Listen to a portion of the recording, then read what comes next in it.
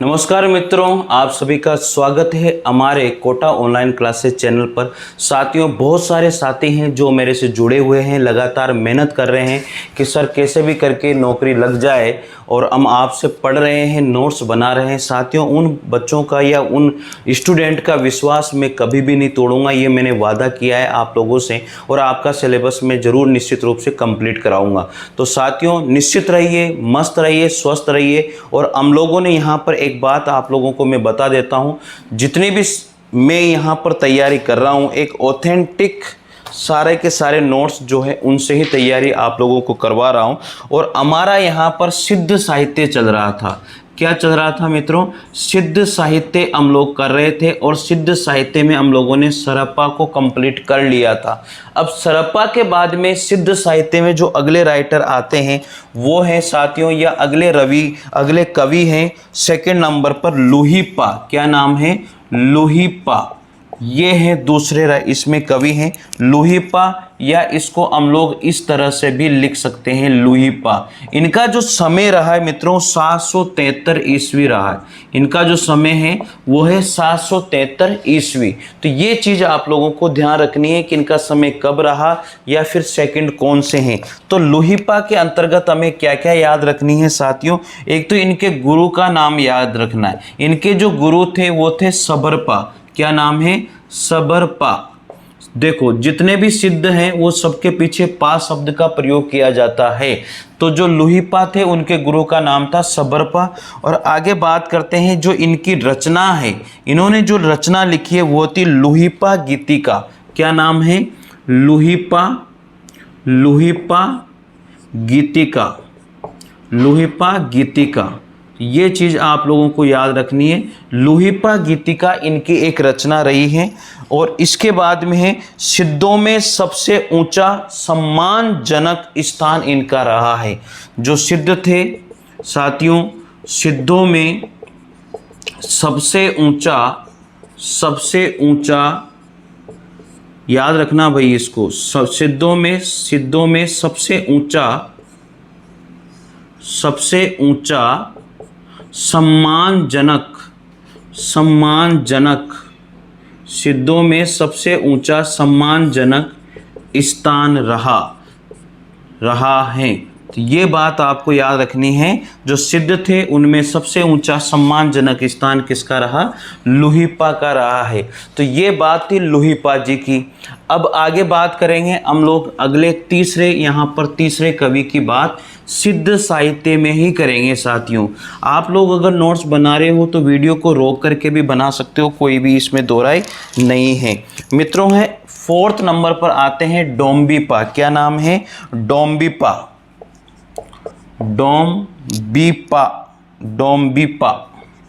ठीक है, डोम्बिपा। ये है हमारे 4th नंबर के कवि हैं, और इनका जो समय रहा है वो 840 ईस्वी का इनका समय है।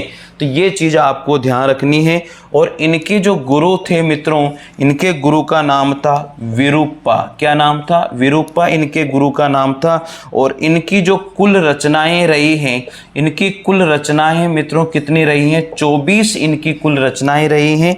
24 रचनाएं इनकी कुल रचनाएं थी। 24 नहीं, 21 रचनाएं रही थी। और कौन कौन सी रचनाएं थी? मोस्ट थोड़ी सी मैं बता देता हूँ। डोम्बी क्या रचना थी?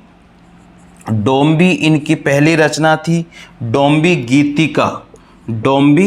गीतिका। वैसे ये पूछी नहीं जाती है, इसको याद करने की कोई जरूरत नहीं है। योगचर्या, ठीक है, योगचर्या ये इनकी दूसरी रचना रही।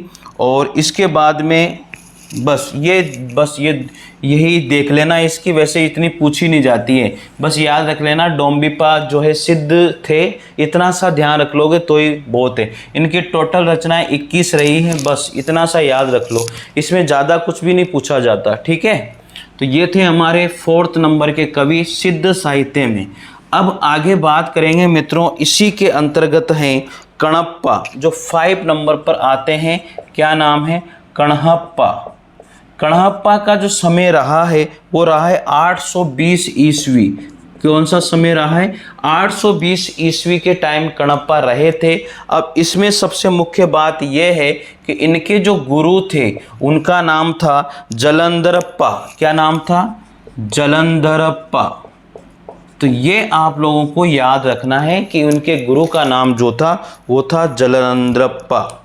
तो हो जाएगा याद। मेरे हिसाब से कोई भी समस्या वाली बात इसमें नहीं है, याद होने में कोई भी दिक्कत नहीं है, क्योंकि साथियों अगर आप कंटिन्यू मेहनत कर रहे हो तो कोई भी परेशानी आपको नहीं आएगी, ये मैं वादा करता हूँ आप लोगों से। बस कंटिन्यू आप बने रहिए, मेहनत करते रहिए, कोई समस्या नहीं है। अब इनका जन्म स्थान क्या रहा है? तो इनका जो जन्म स्थान है साथियों वो था कर्नाटक। क्या नाम था? कर्नाटक में इनका जन्म हुआ था, जबकि बिहार के सोमपुरी स्थान पर ये रहते थे। तो स्थान इनका रहने का जो स्थान है, रहने का स्थान है बिहार का सोमपुरी स्थान। बिहार का सोमपुरी, बिहार का सोमपुरी स्थान है साथियों, वहाँ पर ये रहा करते थे। मित्रों ये चीज़ आपको याद रखनी है। एक सबसे वीआईपी बात है, सबसे इम्पोर्टेंट बात क्या है कि जो कणप्पा है, जो कणप्पा पांडित्य और कवित्व में बेजोड़ थे। जो कणप्पा है साथियों पांडित्य व कवित्व में, पांडित्य व कवित्व में बेजोड़ थे साथियों। क्या नाम था? पांडित्य जो और कवित्व में बेजोड़ थे। मतलब इनके बराबर का कोई ऐसा व्यक्ति नहीं था। किसमें? पांडित्य और कवित्व के अंतर्गत ये बेजोड़ रहे हैं। और मित्रों मैं आपको बता दूं, ये जो बात है वो राहुल सांकृत्यायन के द्वारा कही गई है। राहुल सांकृत्यायन के द्वारा ये बात कही गई है। इस चीज को आप लोगों को याद रखना है। तो जो कणप्पा है वो पांडित्य और कवित्व में बेजोड़ हैं। ये बात किसने कही? ये बात कही है राहुल सांकृत्यायन के द्वारा। इनका जन्म तो कर्नाटक में हुआ था, लेकिन ये रहते थे बिहार का सोमपुरी नामक स्थान है वहाँ पर। इनके गुरु का नाम था जलंधरप्पा। ठीक है, हो जाएगा याद, कोई भी समस्या इसमें नहीं होनी चाहिए। अब इसमें एक मुख्य बात आती है मित्रों, वो बात निकल के आती है, विशेष जो बात है हरप्रसाद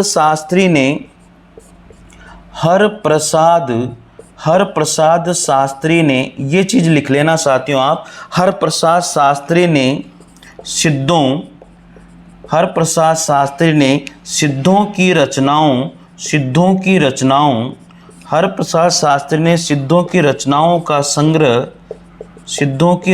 का संग्रह बंगला अक्षरों में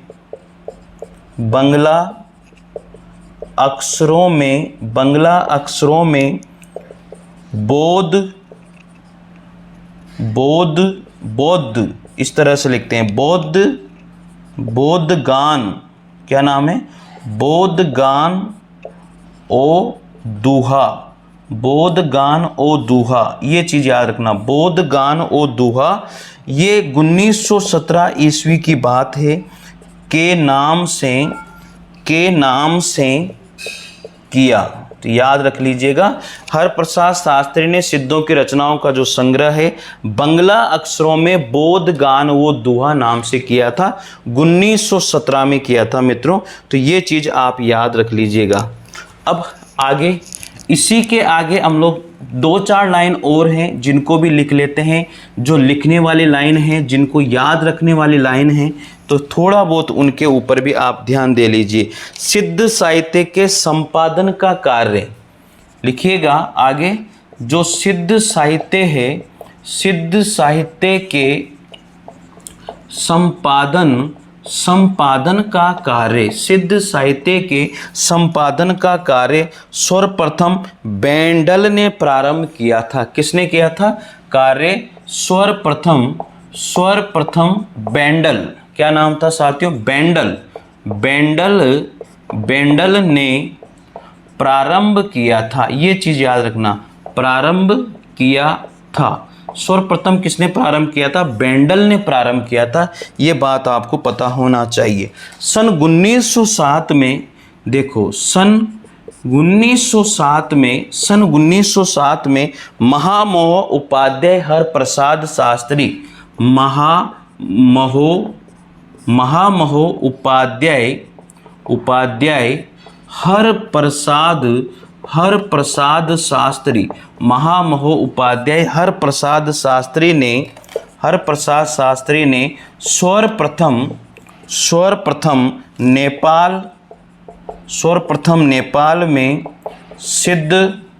नेपाल में सिद्ध साहित्य का पता लगाया था। तो ये साथियों सिद्ध साहित्य में जो इम्पोर्टेंट बातें थी वो मैंने आपको करीब करीब सारी लिखा दिए। इनमें से कुछ भी चीज़ छूट नहीं रही है, ये चीज़ आप देख लीजिएगा, एक भी चीज़ इसमें नहीं छूट रही है और मेरी कोशिश होती है कि एक भी चीज़ नहीं छूटे मित्रों। ठीक है, चलिए अब अगले जो यहाँ पर कवि आते हैं सिद्ध साहित्य के अंतर्गत ही, और अगले कवि भी इम्पोर्टेंट है जिनके बारे में भी थोड़ा बहुत आप याद रख लीजिए। वैसे पूछे तो जाते नहीं हैं, मुझे जहाँ तक लगता है इनको नहीं पूछा जाता है। तो ये रहे हैं अगले छठे नंबर पर है कुरिप्पा। क्या नाम है? कुरिप्पा। वैसे पूछे नहीं जाते हैं। इनके जो गुरु थे इनका नाम था चरपटिया। क्या नाम था इनके गुरु का? नाम चरपटिया था। और इनका जो जन्म हुआ था साथियों वो कपिलवस्तु में हुआ था। कहाँ पर हुआ था? कपिलवस्तु में इनका जन्म हुआ था। और इनकी जो कुल ग्रंथ थे वो कितने थे? कुल ग्रंथ इनके 16 माने गए हैं। ठीक है, और सिद्धों में जो पंच विडाल और पंच मकार की कल्पना की थी वो इन्होंने ही की थी साथियों। सिद्धों में जो पंच विडाल जिसे हम कहते हैं, या साथियों पंच विडाल या फिर पंच मकार, जो पंच मकार इनकी जो कल्पना करी थी वो यही थे। और वो पंचमकार कौन कौन से हैं? जो पंच मकार है मैं आप लोगों को बता देता हूँ। यहाँ पर पंच विडाल अलग हैं और पंच मकार अलग हैं, इस चीज़ का आप लोग ध्यान रख लीजिए। तो पंच मकार में मध्य, फिर मांस, फिर है मत्स्य, फिर है मैथुन और फिर है साथियों मुद्रा। तो ये पंचमकार हैं, पंचमकार हैं जिनको आप लोगों को ध्यान रखना है। सिद्धों में जो पंच विडाल हैं उनके बारे में भी आप लोग थोड़ा सा ध्यान रख लीजिएगा। पंच विडाल कौन कौन से हैं? एक तो है आलस्य, नहीं दिख रहा है लेकिन मैं बोल रहा हूँ, आलस्य, हिंसा, पंच विडाल काम, ठीक है, चिकित्सा और मोह। तो साथियों याद रखिएगा कि जो पंच विडाल है वो है आलस्य, हिंसा, काम, चिकित्सा और मोह। याद रख लीजिएगा। पंच विडाल किसमें? सिद्धों में आलस्य, हिंसा, काम, चिकित्सा, मोह। और जो पंच मकार है मध्य, मांस, मछली, मैथुन और मुद्रा, ये है साथियों पंच मकार। तो इस तरह से ये सिद्ध साहित्य हमारा यहाँ पर कंप्लीट होता है। तो निश्चित रूप से मित्रों आप लोगों को ये क्लास अच्छी लगी होगी। और जितने भी मेरे साथी हैं जो भी पढ़ना चाहते हैं हिंदी साहित्य का इतिहास और ग्रामर, तो निश्चित रूप से इस चैनल को सब्सक्राइब कीजिए, लाइक कीजिए साथियों, बेल आइकन को प्रेस कीजिए ताकि आपको नोटिफिकेशन मिल जाए। साथियों यहाँ पर मैंने वादा किया था आप लोगों से मैं पूरा हिंदी साहित्य का इतिहास, पूरी ग्रामर, काव्य शास्त्र कंप्लीट कराऊंगा, फर्स्ट ग्रेड, सेकंड ग्रेड या पीजीटी, टीजीटी कोई भी एग्जाम हो। तो वो निश्चित रूप से मैं उसको फॉलो करते हुए आगे बढ़ रहा हूँ। और आप लोगों से भी मैं रिक्वेस्ट करता हूँ कि आप भी जरूर जुड़िए। तो मित्रों जो भी पहली बार वीडियो देखे उसे निश्चित रूप से जुड़ना चाहिए और इसका फ़ायदा उठाना चाहिए।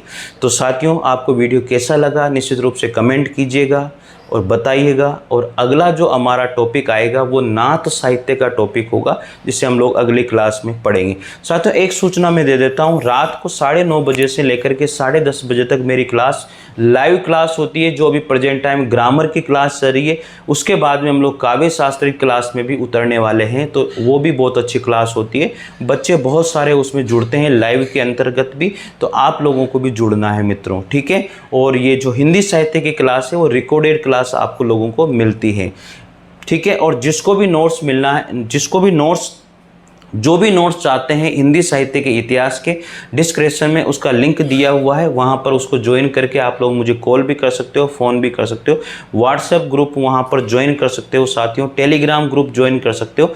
तो निश्चित रहिए, इसकी PDF वगैरह सब कुछ आपको वहाँ पर मिल जाएगी। थैंक यू, सभी को धन्यवाद।